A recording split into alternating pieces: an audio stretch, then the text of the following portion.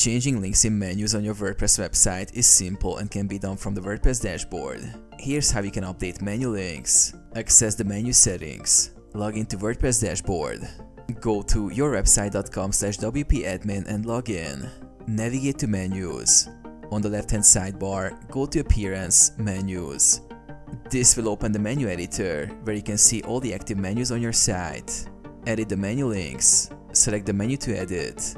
If you have multiple menus, select the one you want to edit from the drop-down list under Select a menu to edit and click Select. Locate the link to change. In the menu structure, you will see a list of all the items currently in your menu.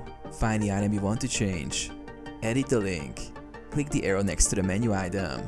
This will expand the options, allowing you to edit the URL or change the label of the menu item.